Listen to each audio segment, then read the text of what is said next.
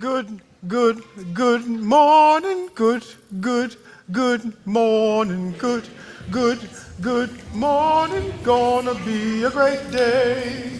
Good, good, good morning. Good, good, good morning. Good, good, good morning. Gonna be a great day. Hey, will you put on your face the type of morning you want me to have? Good, good, good morning. Good, good, good morning. Good, good, good morning. Gonna be a great day. I appreciate that you want me to have this kind of morning. I really appreciate that. Yes. All right. Good morning, everyone. It's gonna be a great day, and we have begun it with a time of community, a time of holding each other well. And we do that, we start that doing with singing. We sing to one another, and we hold your voice and my voice together. And what results is something even greater. Our voice. Let's give it a try. We gotta hold everybody. We gotta hold everybody up.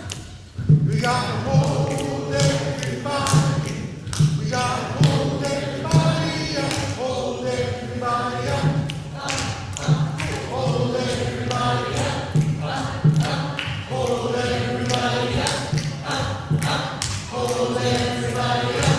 I remember there were hand motions, wasn't there? There was something like anybody remember what hold everybody? Anybody? Yes, it was hold everybody. We gotta hold everybody up. We gotta hold everybody. We gotta hold everybody up. Hold everybody up. Up, up. Hold everybody up. Up, up. Hold everybody up. Up, up. Hold everybody up. Yeah. Your shoulders told me to tell you they want to be involved in the up, up, up part. Hold everybody up. Up, up. Hold everybody up. Up, up. Hold everybody up. Up, up. Hold everybody up. Okay, here we go. We start. We gotta hold. We gotta hold. We gotta hold everybody. We gotta hold everybody. We gotta hold. We gotta hold. We gotta hold everybody. We gotta hold everybody. Hold everybody. Hold everybody. Hold everybody. Hold everybody. Hold everybody. Hold everybody. Hold everybody. Okay, all right. Let's switch, huh? We gotta hold. We gotta hold. We gotta hold everybody. We gotta hold everybody. We gotta hold. We gotta hold. We gotta hold everybody. We gotta hold everybody. Hold everybody. Hold everybody. Hold everybody. Hold everybody. Hold everybody. Hold everybody. Okay, one more time, all together. 1, 2, 1, 2, 3. We gotta hold everybody. Yes. We gotta hold everybody up. Oh, we gotta hold everybody. You found it. We gotta hold everybody up. Hold everybody up. Up, up. Hold everybody up. Hold everybody up. Up, up. That's not hold everybody up.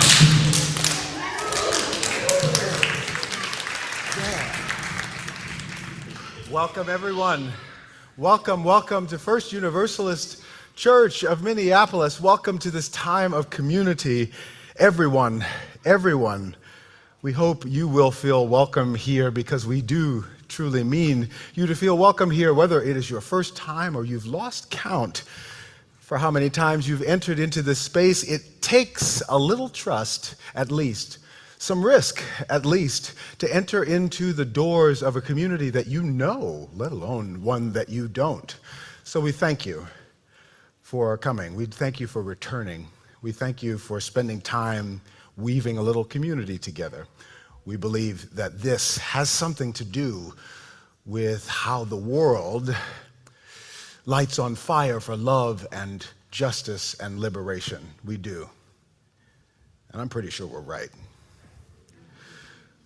We're gathered here as a community connected by love and care. And as we begin, I'll ask Amy to light our chalice, the chalice cup with the flame, a symbol of Unitarian Universalists all around the world and across time. And we'll say the words we use to bind ourselves in covenant with one another. They start with that all-important word. What's the word? Love. Yes, let's say it together. Love is the spirit of the church, and service is its law. This is our great covenant, to dwell together in peace, to seek the truth in love, and to help one another. And as we begin the service, I'd like to extend a warm welcome to those who are new and visiting. After our service today, if you'd like to get to know us better, if you'd like to ask some questions or learn a little bit more about what we're about in this community and the world, we have a thing called a place to start. That conversation is happening today. And Sarah, where's Sarah?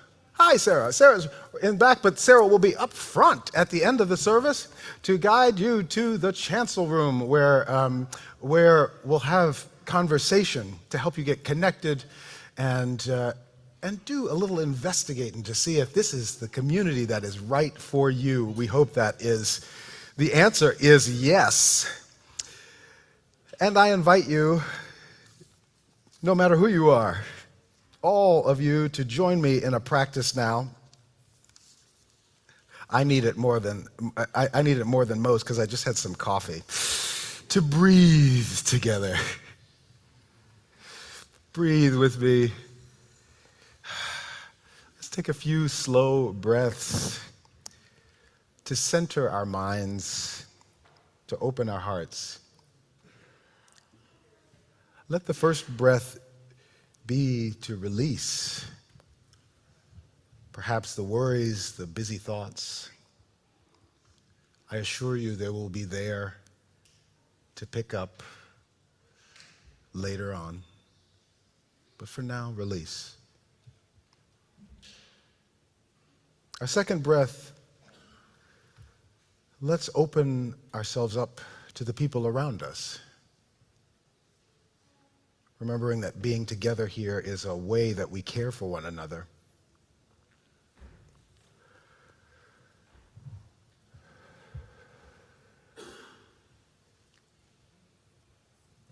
And let the third breath be for connection, so that our open hands and our open hearts may make space for us to choose each other's company.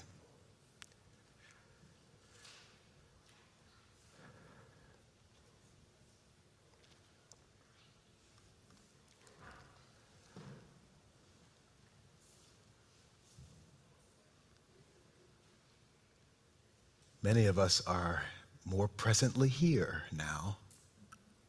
Welcome to those parts of you that have just arrived. Now, let's do something simple but meaningful together. We're going to practice a way of talking and listening that helps us care for each other. It's called the yes and practice. And it's called the yes and practice because I called it that when I wrote this a couple days ago. Here's how it works. When someone tells us something about how they're feeling or what they're thinking, we could say, okay. But instead, we could say something like, yes, and then add something. It can show that we're listening and that we care. For example, I could say, I had a hard time at school or work this week. And another person could say, yes. And I know that can be tough sometimes. Do you want to talk about it? This is how we say, I hear you, I see you, I'm with you. Now, it's your turn. Find someone nearby, dear ones. Find someone nearby. Maybe a friend, maybe someone you don't know well yet. And one of you is going to start by sharing something that's on your mind or heart today. It can be a feeling, a hope, or experience. And the other person will respond with yes and then adding something to show they care. This is the part where I acknowledge all the introverts in the room and say that you are well held. I don't look like it currently, but I'm quite the shy introvert. I understand what I'm asking you into. You are well held in this community. And let me balance that by saying, this is the time where I acknowledge the extroverts. Good for you. Share your energy with us, evangelize it, teach us a little bit of something about how to do that thing, okay? That's how we'll share these resources and gifts together in conversation. Okay, so do you have your partner? Does everybody have their partner? Yes? Are you? Okay, one of us will share something about our day or the week, an experience, a hope. And the other will say yes and then add something to show we were listening, we care.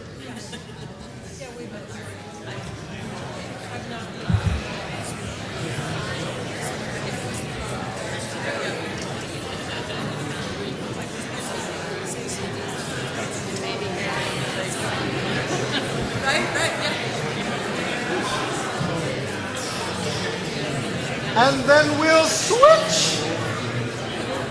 And then we'll switch.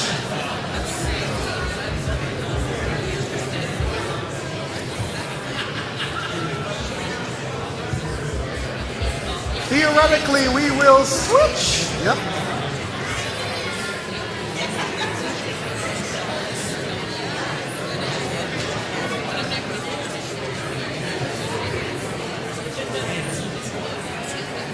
Hold everybody up, up, up. Hold everybody up, up, up. Hold everybody up, up, up. Hold everybody up. Hold everybody up, up, up. Hold everybody up, up, up. Hold everybody up, up, up. Hold everybody up. Hold everybody up, up, up. Hold everybody up, up, up. Hold everybody up, up. Big hand clap. Hold everybody up. Oh, one more time. Hold everybody up, up, up. Hold everybody up, up, up. Hold everybody up. Here it comes. Up. Hold everybody up. Yes, yes, yes, yes. Okay. Thank you so much. Thanks for listening. Thanks for sharing. What you did just now, it matters. What you're doing right now still, it matters. It's something that we can carry with us, something tangible, something we can hold and remember, whether you're at school or home or work or anywhere.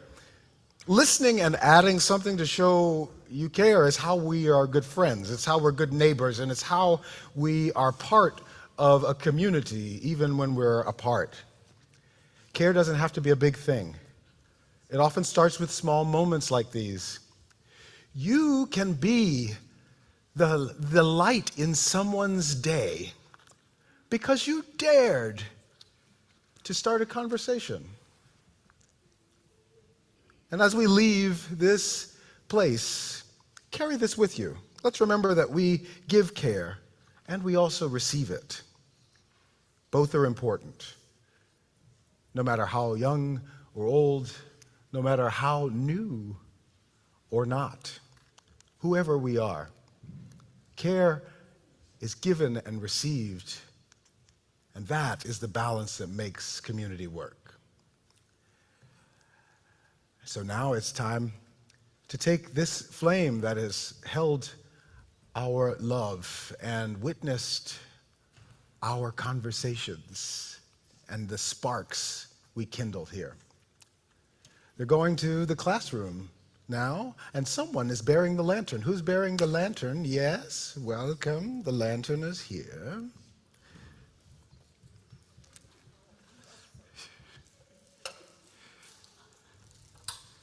And am I lighting this for you? Excellent.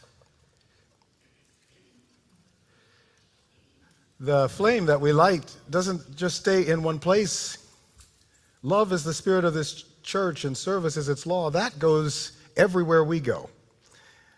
And everywhere we light it, in our hearts and in our memories, it can be with us.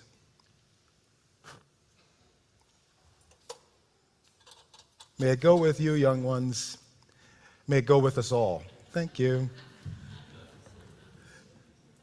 And now we're carrying flags. What? I wish I had a flag when I walked into the church. A flag. We need a flag early in the morning. Okay, yes. Kindergartners and first graders are following this flag all the way far down this aisle. Second graders and third graders are following this flag down that aisle. Fourth graders and fifth graders are following this flag down that aisle.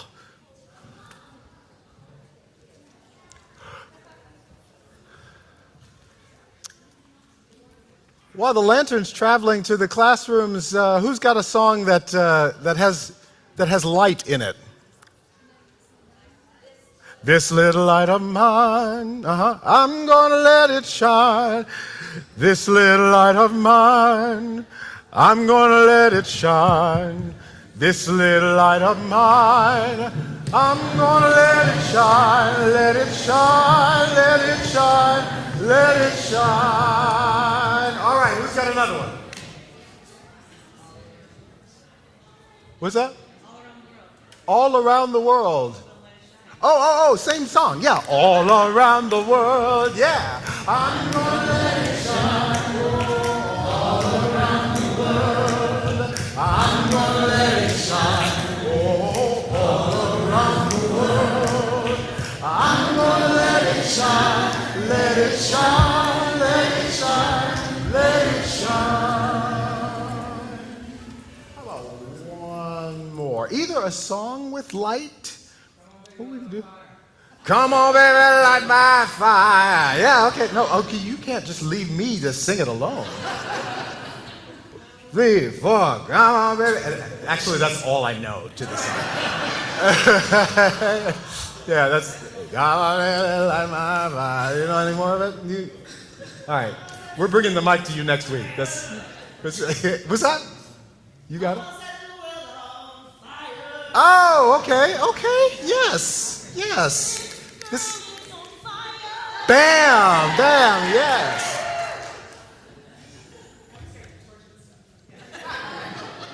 I like that. No, light as a concept. This is church, the home of meaning making and metaphor. Morning has broken like the first morning. Blackbird has spoken like the first bird. Praise for the morning. Look, let's sing it. Let's sing it so I can remember it. All right? Morning has broken like the first morning. Blackbird has spoken like the first bird. Praise for the singing, praise for the morning, praise for the singing. Fresh from the word. I agree.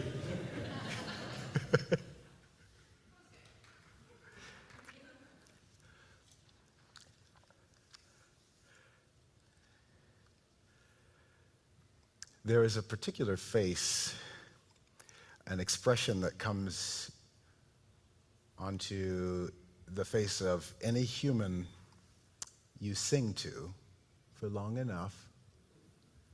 It almost always comes instantaneously. It's because we can't help it. It's as if even for a brief moment, all the shields disappear, and the only thing that there is between you is humans being. There is a distinct connection, and the hardness melts. And even if in second two, we go back to where we were,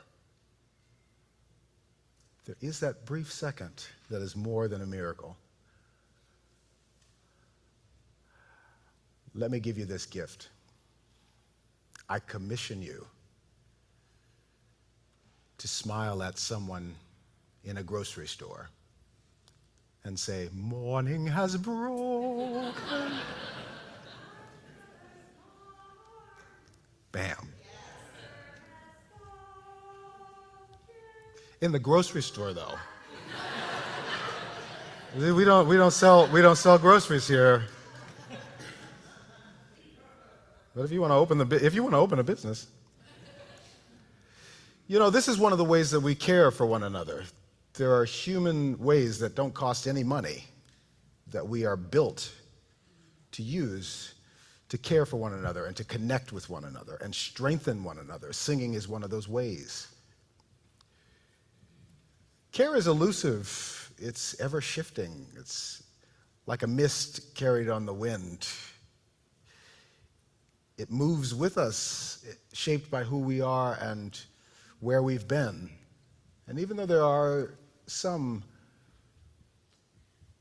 constants, some things like singing that care for us all, what that care looks like shifts its color. For me, it changes because I'm a black man. It's different even still because I'm gay. It shifts what care looks like because I am a black gay man in Minneapolis. And it changes yet again because I am a black gay man from Baltimore, now living in Minneapolis. These layers don't dissolve, they don't cancel each other out, they gather and complicate one another. Like rivers that change their hue with everything they touch. We are colored by the experiences we flow through and the ones that flow through us. Each one of us moves differently through life, and that too is a beautiful mystery.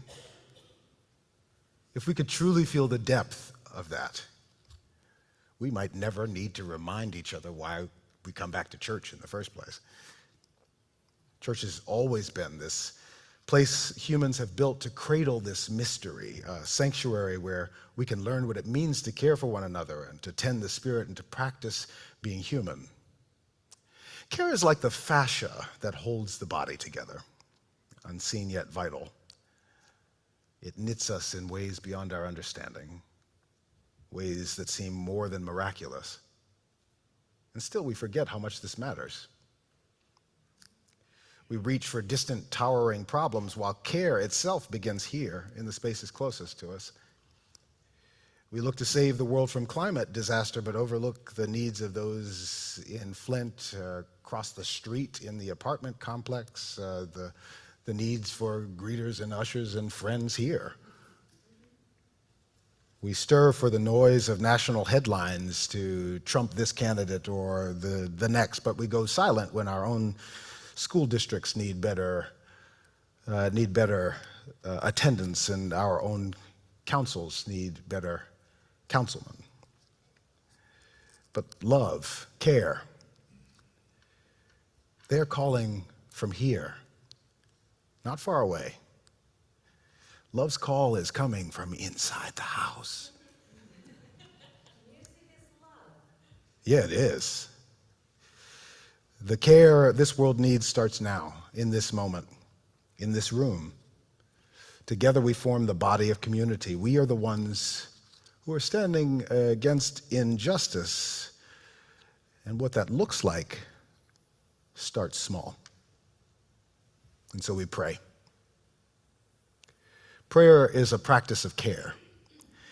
It is when we show up. It's when we speak the truth of our lives, ask for the people's care, and when we offer it in return. The world is built of these small acts of care, done again and again in faith. We believe that in holding one another, we will begin to see freedom until liberation is all that we know. This is our faith. And so now let us breathe together. And in this silence, I invite you to invite peace into your own heart. Know that you are held. Know that we mean to hold each other.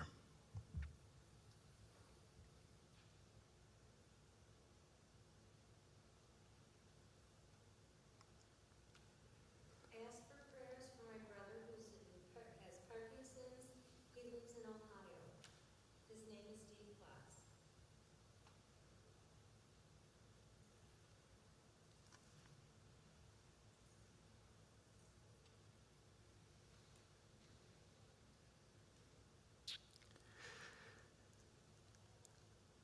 And in this space of care and connection,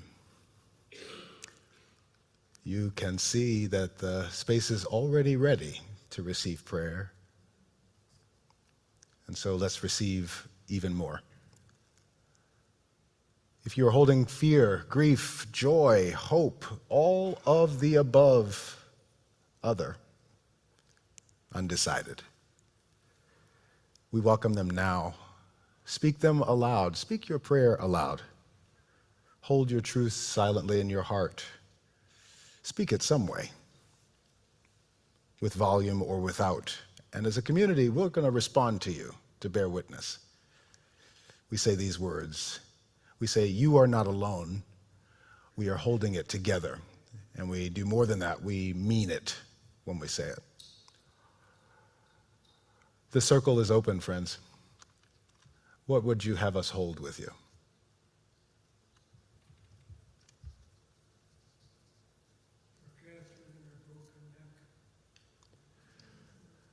For Catherine, you are not alone. We are holding it together. Jenny, tell me your brother's name again, please. Steve. Steve. For Steve and Jenny and the family and the circle of care that surrounds you, you are not alone. We are holding it together.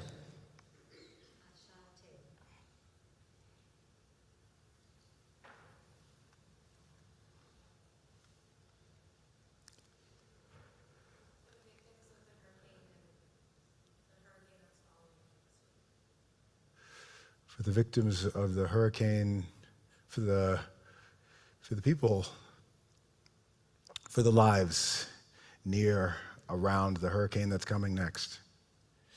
You are not alone. We are holding it together. For my brother David, who's not doing enough to take care of his health. For your brother David, you are not alone. We are holding it together. My siblings who are grieving our parents with alcohol.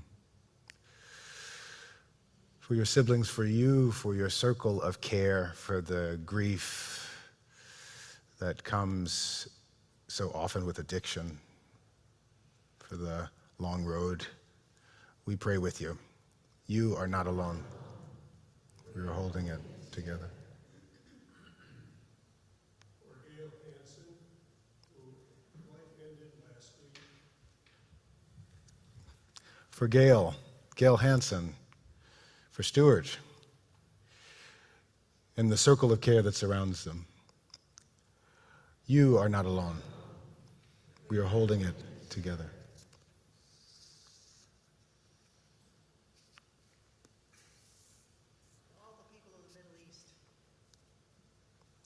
For all the people in the Middle East, of the Middle East, you are not alone. We are holding it together.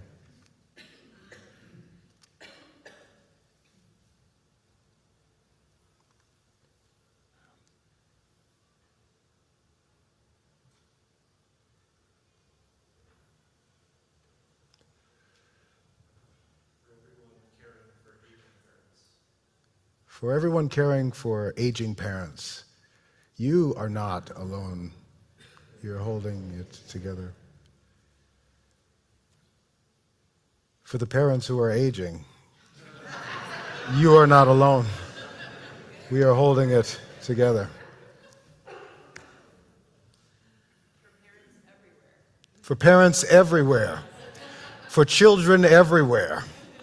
For families of all kinds everywhere. For those connections we call family in all forms.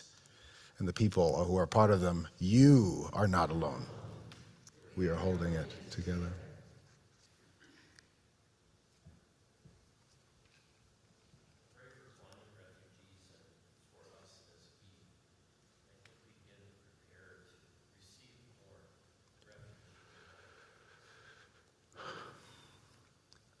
For the lives seeking refuge, and for those whom they seek that refuge in, who they will come to seek that refuge from, you are not alone. We are holding it together. We must.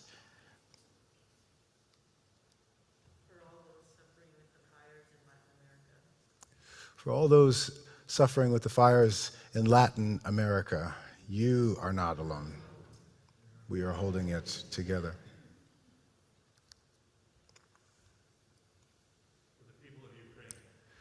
For the people of Ukraine, you are not alone.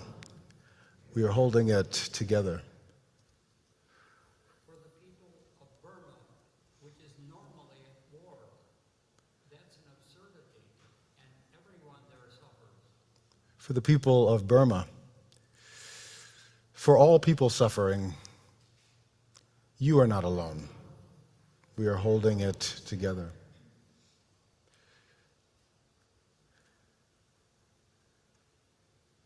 Do you see how easily these prayers pour out? Do you see how easily we are connected to them? We all, in the circle of care of all of these prayers. The world is calling for so much from us. The world's hurt, the world's mystery, the world's joy. It's calling for so much from us and our hearts. May we never leave each other alone then. May we know the need to hold it together. Let me add a few prayers for Karen Willie. We're holding you and your family as you, with love, as you let go of Jenny's hand. 99 years is a lifetime, and it still never feels like enough. Jenny brought warmth and joy into every room she touched, and though she's gone, that joy lingers in every corner. So we walk with sorrow. We walk with Karen. We hold this space for loss and enduring presence. And we say, you're not alone. We are holding it together. And we hold Gail Hansen's family, again, in care and love. Stuart, we see you carrying forward the memory of love that goes now forward in your hearts and in your family. And time and death, though heavy, though real, cannot touch what love has built. John Cummins taught me that, though I never actually met the man. He taught it this way. He said, there is one place where time and death have no dominion, and that place is love. And so may that truth be of a settling peace as you honor Gail's life together. Let us say one more time, you are not alone. We are holding it together. We're holding everybody who's walking through fragile and tender places in your relationships, and we see you bearing the weight of it. You do not walk alone. We hold you in our prayers, and we say, you are not alone. We are holding it together. And our care is with Shira Rowland and the family of Shira as they grieve the death of Shira's mother, Nancy, who passed away peacefully on October 2nd at the age of 88. I'm told to tell you, and I do with a smile, I love this. She was a feminist, activist, psychologist, mother to Shira, sister to Rick, grandmother to Dayton, friend and inspiration to many more. She was little, but her presence was huge. And the world seems smaller without her. And so to this family, we say, you are not alone. We are holding it together. And let me just say, to the sounds of singers on a Thursday night in the Cummins Room, as the choir began its new season of singing with joy and beauty, I bear the gift of joy that came with those moments. I hold it now as a gift to me, and I give it back as a gift to you. And they are not alone. You are not alone. We are holding it together. And as we close this sacred space, this circle, I invite you to call forth the ancestors with me, the ones who knew what it meant to hold each other, even when the world was breaking. We reach back to their wisdom. This little light of mine, That's what they sang. I'm gonna let it shine. And let us remember, Jenny, that the body of care. Yeah, what you got? I'm gonna let it shine. Hey, I have an idea. Can you hold for just a couple minutes? I only got a couple paragraphs, but I have the perfect place for the song. That's what I want. It's the worship director in me that wants to maneuver this transitions with as much nuance as possible. Hear me out. So let's remember that the body of care is more than what we feel in this room. It stretches beyond these walls. Get ready. Beyond this moment. It runs through time, through those who came before and those yet to come. We carry that light forth, see? Through the hardest of days, through the valleys and the shadows of the storms that come. May that love that carried our ancestors carry us now. May that light hold us, guide us, and see us ever through. Amen. Ashe, and as it is, so shall it be. This little light of mine, yeah, I'm gonna let it shine, let it shine, let it shine, let it shine. Spirit of life, come unto me. Sing in my heart. My heart, all the stories of compassion, blow in the wind, rise in the sea, move in the hand, giving life the shape of justice. Roots hold me close, wings set me free.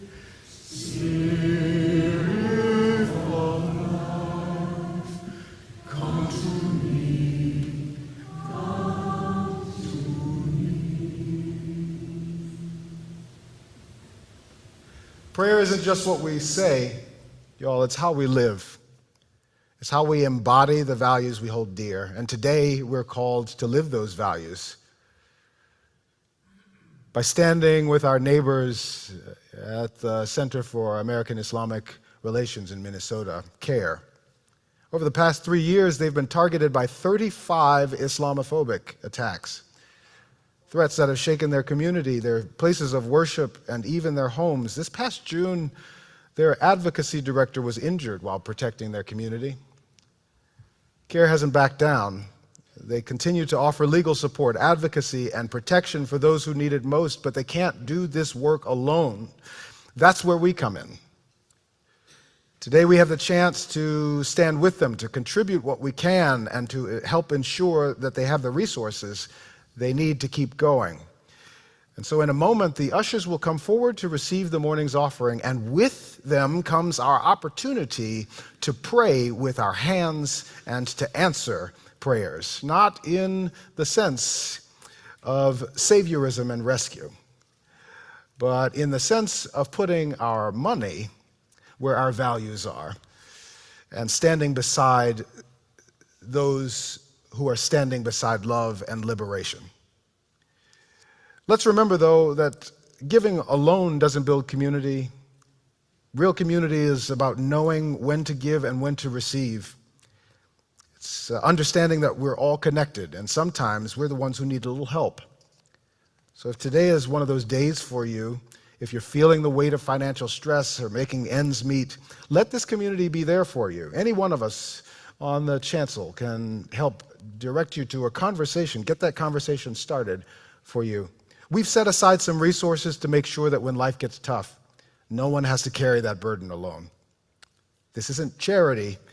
This is community building, where everyone has what they need to live and thrive. So as we enter this time of offering, give what you can. And if today's the day that you need to receive, let that be our gift to you. That's how we make sure no one falls through the cracks. That's how we build a community where no one is left behind. We show up, not with words alone, but with the kind of care that builds a better world, $1, one act, one prayer at a time. The ushers will come to receive the morning's offering. I thank you in advance for your generosity.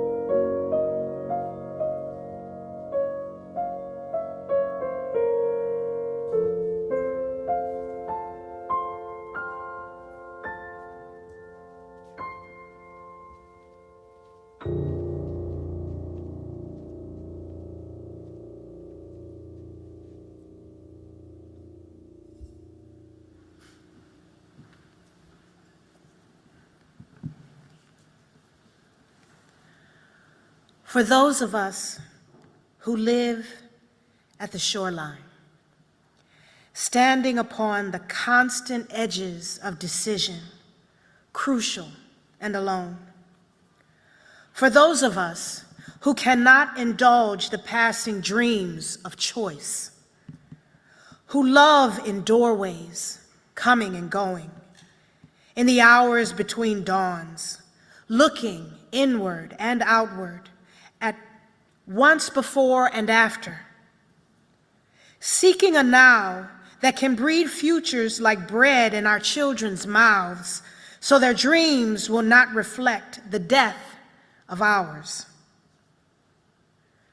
For those of us who were imprinted with fear, like a faint line in the center of our foreheads, learning to be afraid with our mother's milk. For by this weapon, this illusion of some safety to be found, the heavy-footed hoped to silence us. For all of us, this instant and this triumph, we were never meant to survive. And when the sun rises, we are afraid it might not remain. When the sun sets, we are afraid it might not rise in the morning. When our stomachs are full, we are afraid of indigestion. And when our stomachs are empty, we are afraid we may never eat again. When we are loved, we are afraid love will vanish. When we are alone, we are afraid love will never return. And when we speak, we are afraid our words will not be heard nor welcomed. But when we are silent, we are still afraid. So it is better to speak, remembering we were never meant to survive. The Wisdom of Audre Lorde.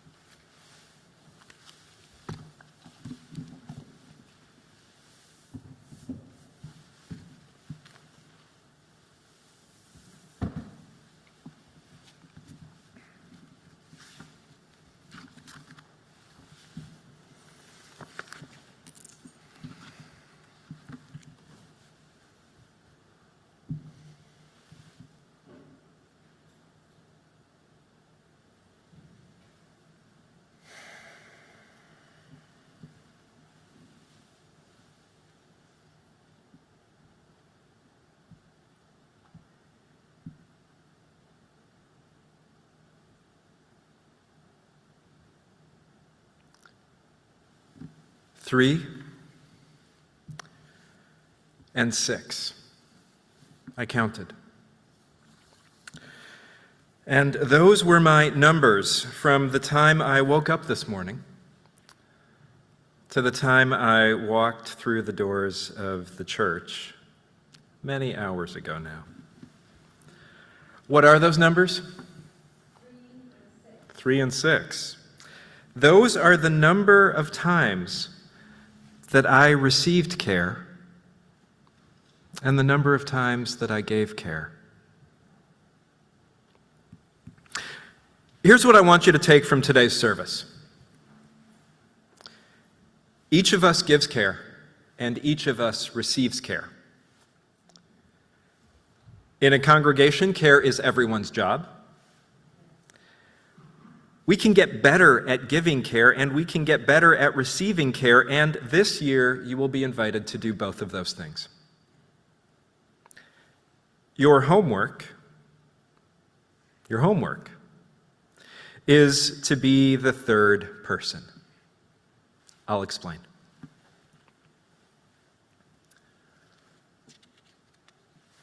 This won't surprise any of you when I say that I am a word nerd. So, of course, I had to go and look up the word that's at the heart of today's service and learned that care is the provision of what is necessary for the health, welfare, maintenance, and protection of someone or something. There's more, but that's the gist of it. I should add that I really dislike defining a term like I just did. In my experience, things that we lift up in worship rarely fit into the neat boxes that dictionaries give us. So, why did I do it? Well, if you're like me and you hear a tidy definition and want to disagree, yeah, please do. My point here, my invitation, is that we not assume that we all mean the same thing by the word care. That care is itself a cultural product and may mean very different things across cultures, even and especially here in this sanctuary. Here in this sanctuary, where conventional wisdom says that if we look alike, we love alike. That is not true. I'm inviting you to hold lightly to these definitions, treating them as pointers and a web of meaning within which care itself can rest lightly.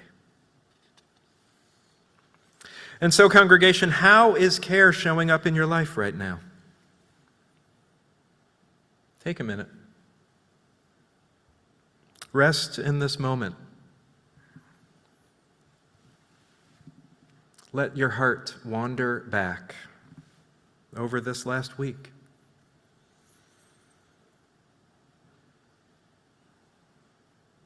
Where did you feel? Where did you know yourself to be receiving care? And how did you know? How did it feel? Where else in the week did you feel and know yourself to be receiving care? And how about giving care? In this week that we just shared, did you know that you were caring for someone, for some being, some place, some community? And how did that feel?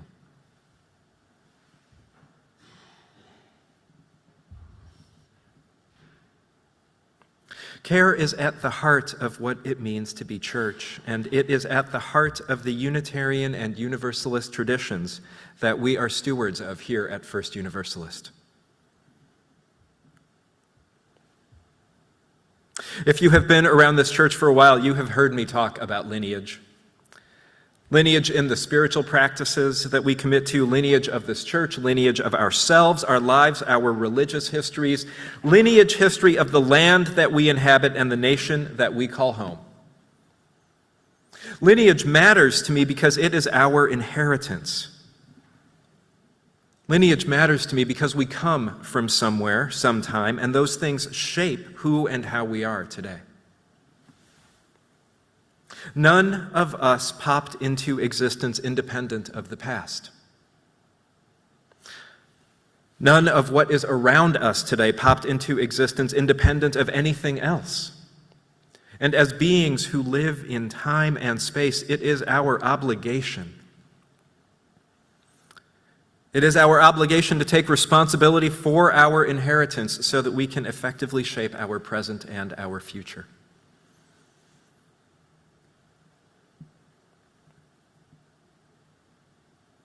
Here in this church, we exist within the lineage of Unitarian and Universalism. Carol Jackson said, "We haven't talked about history in a while." Carol, here we go. Here in this church, we exist within the lineage of Unitarian and Universalism, both streams of liberal religion in America that came together in 1961. We inherit so much from the people and the traditions that came before us. We exist because of the tenacity, the resilience, and the deep love of life of those who came before us. This church exists because for over 160 years, people believed in the salvific power of love and its realization in the world. And they said, hey, we should try to do this thing together. And it matters to me. It matters to me that we stand in this unbroken line of love and care and commitment to making this real in the world. It matters to me that we are trying to learn from our past, its successes and places where it missed the mark, because this helps us to take responsibility for today as we work to shape tomorrow.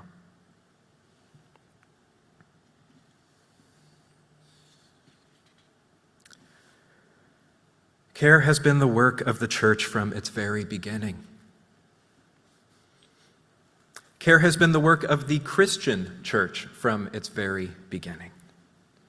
And I say that and I underline Christian because that is the lineage that Unitarian Universalism exists within. We may not know ourselves as Christian today, not all of us at least. I certainly don't claim that for myself, but it is where we come from, and knowing the lineage that we exist within matters. This is the moment where I wish the youth that were going to Boston in a couple of weeks were in the sanctuary right now. This is the history that they will be going to learn about.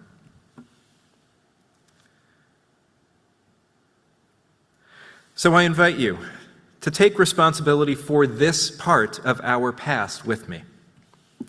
The impetus of the care that this church has dedicated itself to since its founding was the salvation of souls. Some of us get a little squishy, a little uncomfortable when we talk about salvation. But make no mistake, our religious ancestors sincerely believed that their care efforts were aimed at bringing people into the Christian church for the purpose of helping them to remedy sin in their lives and sin in the world. Our religious ancestors wanted to save souls, and one of the key ways that they did this was through ministries of care that today we call congregational care and faithful action. Hang out there a minute with me, would you? Our religious ancestors in Unitarian Universalism believed that sin was remedied through care. I don't know about you, but when I look at the world today, I think sin is an awfully useful concept. Not the original sin that our people turned their backs on way, way, way back, but the more everyday sin that happens when we miss the mark, when we do things that break relationship, when we do things that break relationship and do not fix them, or when we allow suffering to exist in the world and turn our backs to it when we don't have to.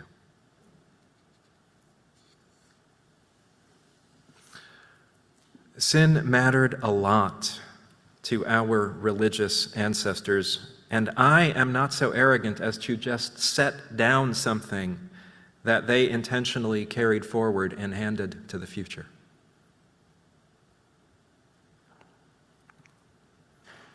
Don't get nervous, y'all. I'm not going to keep going on about sin.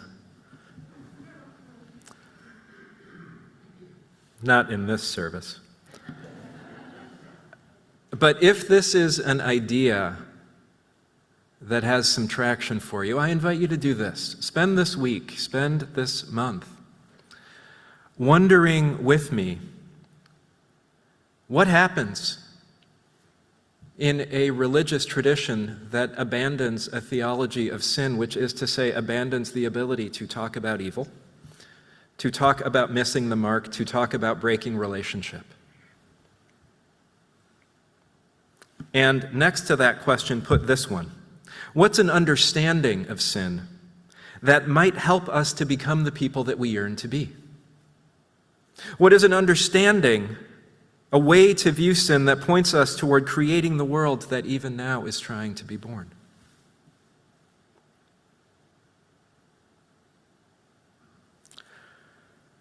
Reverend Joseph Tuckerman was one of our ancestors who knew something about the ministries of care and how they can transform sin in the world.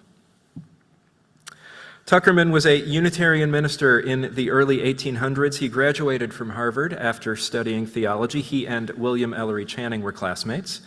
Channing, by the way, famous for claiming Unitarian not as an insult, but as something that positively defined who we were. The American Unitarian Association appointed him minister at large, Tuckerman, minister at large, and Joseph Tuckerman took up the work of developing urban ministries in Boston. His efforts led to the founding of what we now know as the UU Urban Ministry, and Wikipedia puts it well when it says that his efforts focused on empowering Boston's most underprivileged citizens and transforming the spiritual consciousness of its most privileged residents, which is a very fancy way of saying that his work was about comforting the afflicted and afflicting the comfortable. There's a story that noted UU historian Conrad Wright tells about Tuckerman accompanying a man condemned to death as the man awaited his date with the gallows. The man was guilty, and Tuckerman visited him in prison every day for about 6 months, slowly and patiently bringing him more fully into the embrace of the church. On the day that the condemned man died, history says that he spent the morning and moments before his execution deeply engaged in prayer.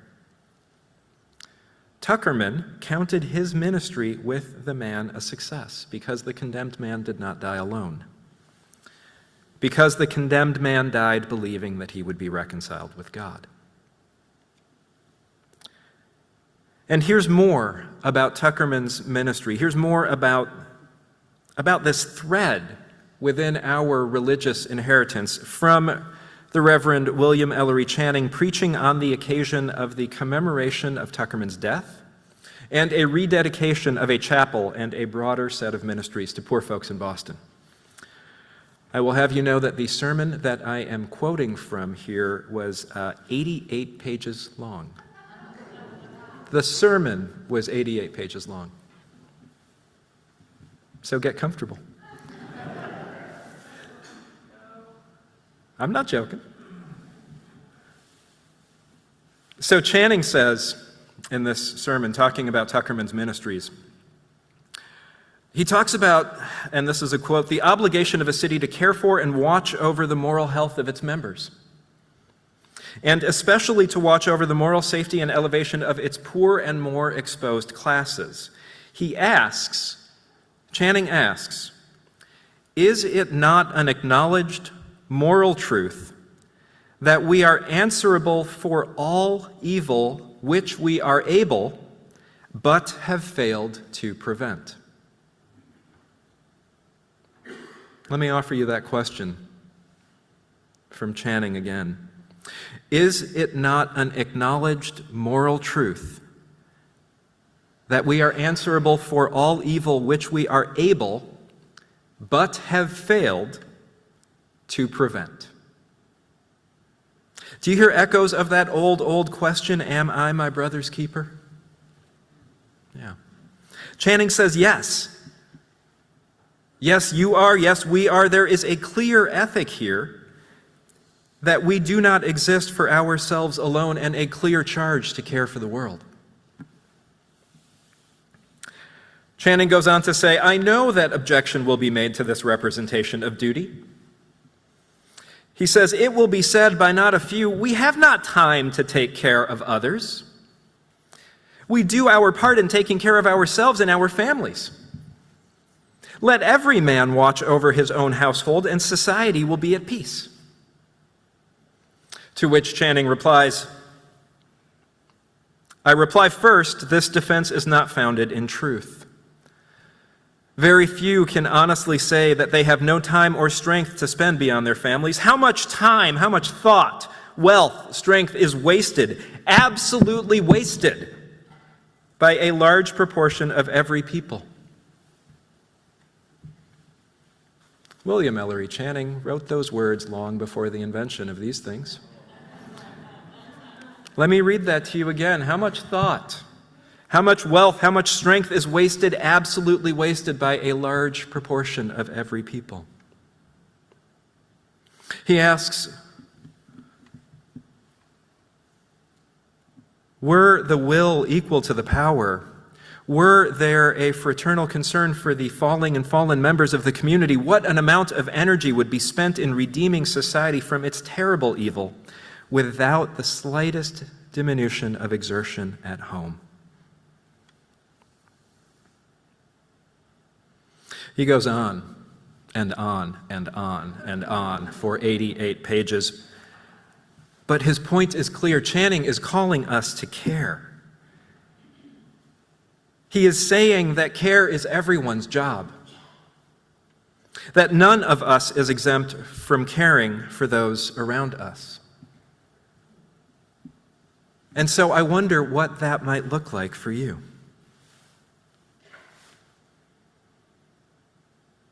If you're following along with me, you might be feeling called out, you might be feeling troubled, you might be feeling cast out. And you should be. Channing and Tuckerman labored hard in their time to get folks of privilege, like many of us here in this room, to feel mightily uncomfortable with our comfort. But remember with me that discomfort is not a mark of wrongdoing, but information. Information that our bodies are called to something. If you are feeling convicted by the charge from our past, let me offer you some pathways that can guide our way on. Pathway number 1. Care exists on a spectrum. Find your shade. Imagine with me a rainbow. Or better yet, imagine with me the Care Bears and their Care Bear stare. I am so serious. If you are not familiar with the Care Bears, Google them. Those of you that are online, don't Google right now. Wait till the service is over. And in particular, check out the mechanism of the Care Bear stare. It will blow your mind.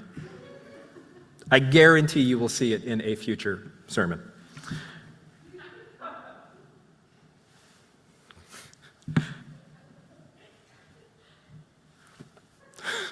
It's so fantastic when we get church giggles.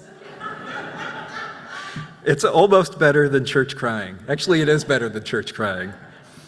So your challenge, those of you with church giggles, is to see if you can spread church giggles through the whole sanctuary. We can do it, y'all. Care can look a lot of different ways. Care can look a lot of different ways. From a small good morning or scooting over to make room for someone in the pew to singing at the bedside of someone as they take their last breath, and so much in between. Wherever you are, whomever you are, You are already giving care in the ways that you're able. And the same is true for the ways that you receive care. Think about your day, think about your week, think about the ways that you received care, the ways that your heart, the ways that your being was able to make your needs known and receive from the people around you. Find the shades of giving and receiving care that are yours. And congregation, knowing you and loving you, I have to say this to you. Be gentle with yourselves here, all right? The urge to compare and to make the perfect the enemy of who we are is powerful. No one benefits from beating themselves up for perceived failings. So I want to say this again. Wherever you are on that rainbow of care, and in truth, you are in different places at different times, wherever you are is perfect.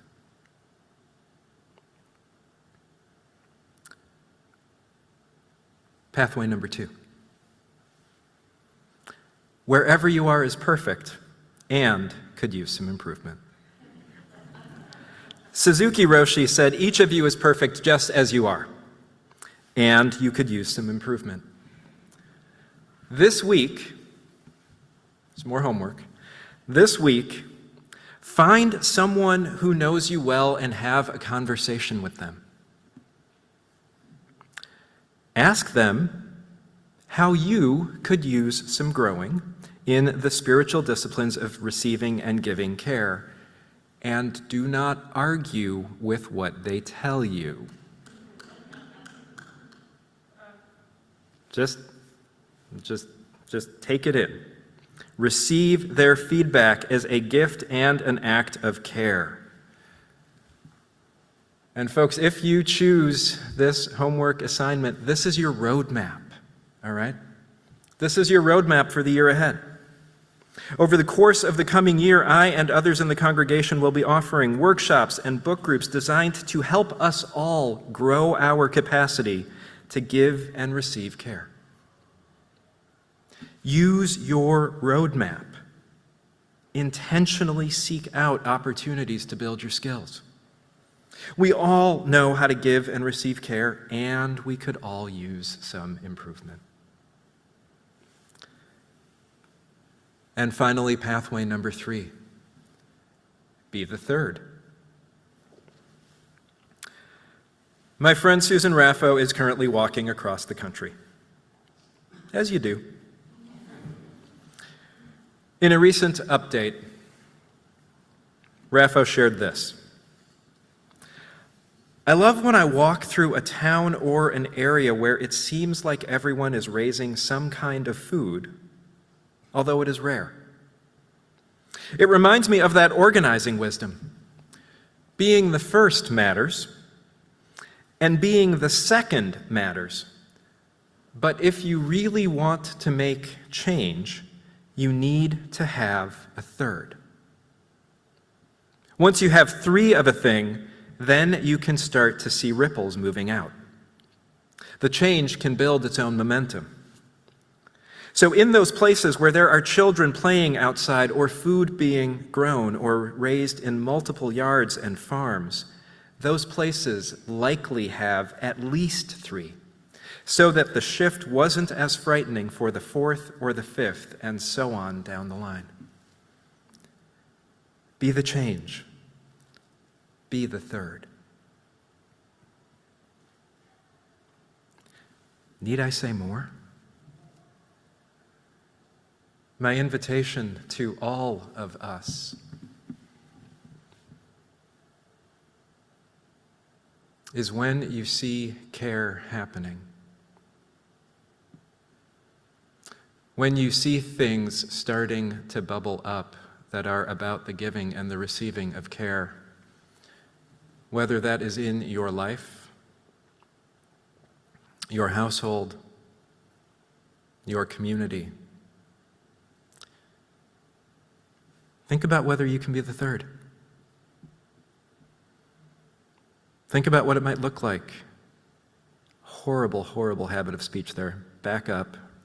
Redo. Do not think about it. Feel about it. Pay attention to what your body's telling you. Wonder in here about going alongside whatever it is that's happening and joining and being that third so that the fourth and the fifth and on and on and on can join you. So that care does not become isolated incidents, but it becomes something that we each together embrace. This idea that we are each part of, that we are created and creating an interdependent web of care, a web of giving and receiving, a web that grows stronger when we grow, that gets bigger when we risk, and that is nourishing and nourished when we have the courage and the community to be the third. Care is everyone's responsibility. Giving care, receiving care. Growing into the people our future needs us to be. The horizon that we are moving toward is calling to us, even now, whispering messages of care and possibility. Let's create this future together. May it be so.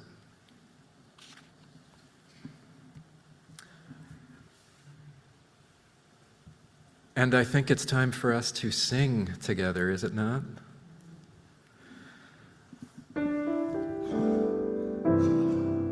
The hymn is number 131. Love will guide us.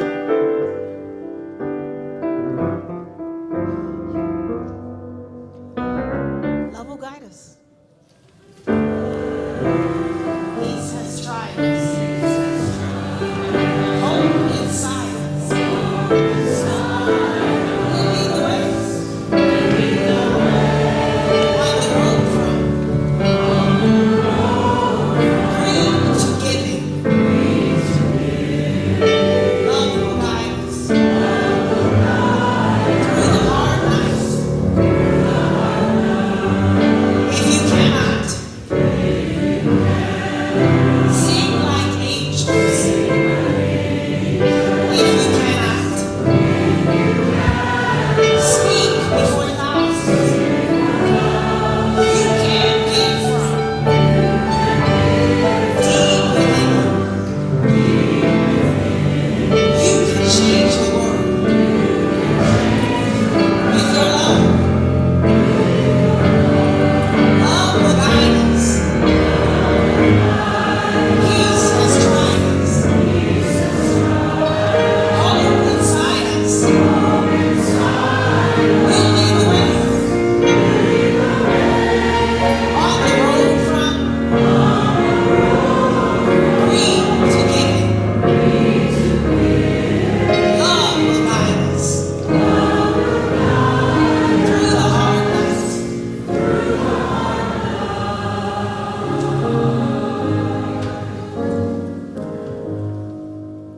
Dear ones, as you go forth, let love guide us. Let love guide us, knowing that care is everyone's responsibility, that giving and receiving care is something that all of us have a role in, that the horizon that we are moving toward is calling to us, whispering to us even now, messages of care and possibility. May it be so. Amen.